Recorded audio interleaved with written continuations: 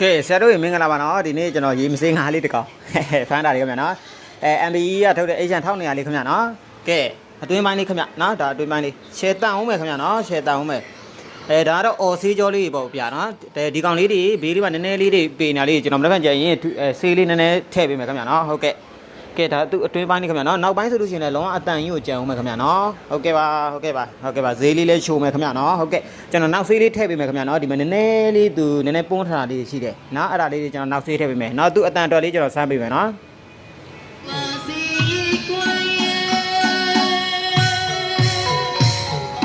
ကဲဒီဘက်ကဒုတိယလိုင်းလေးနော်ကဲရှယ်လေးဗျ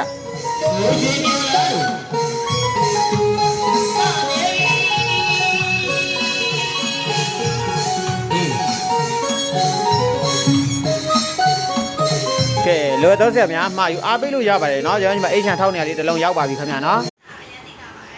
ကဲဆရာတို့ရေမင်္ဂလာပါနော်ဒီနေ့ကျွန်တော်ရေမစေးငါးလေးတစ်ကောင်ဖမ်းတာလေးခင်ဗျာเนาะMBE ကထုတ်တဲ့ Asian 1200လေးခင်ဗျာเนาะကဲအတွင်းပိုင်းလေးခင်ဗျာနော်ဒါအတွင်းပိုင်းလေးရှယ်တန်အောင်မယ်ခင်ဗျာနော်ရှယ်တန်အောင်မယ်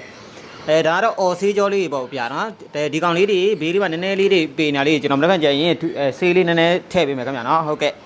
ကဲဒါသူအတွင်းပိုင်းလေးခင်ဗျာနော်နောက်ပိုင်းဆိုလို့ရှိရင်လည်းလုံးဝအတန်ကြီးကိုကြံအောင်မယ်ခင်ဗျာနော်ဟုတ်ကဲ့ပါဈေးလေးလည်းချိုမယ်ခင်ဗျာနော်ဟုတ်ကဲ့ကျွန်တော်နောက်ဆေးလေးထည့်ပေးမယ်ခင်ဗျာနော်ဒီမှာနည်းနည်းလေးသူနည်းနည်းပွန်းထတာလေးရှိတယ်နော်အဲ့ဒါလေးကျွန်တော်နောက်ဆေးထည့်ပေးမယ်နော်သူအတန်တော်လေးကျွန်တော်စမ်းပေးမယ်နော်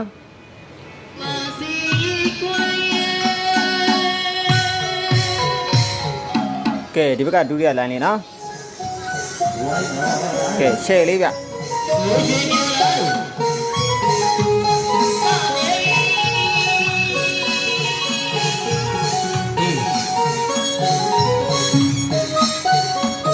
ကဲလိုတော့ဆရာများမှာယူအားပေးလို့ရပါတယ်เนาะကျွန်တော်ဒီမှာ Asian 1200လေးတစ်လုံးရောက်ပါပြီခင်ဗျာနော်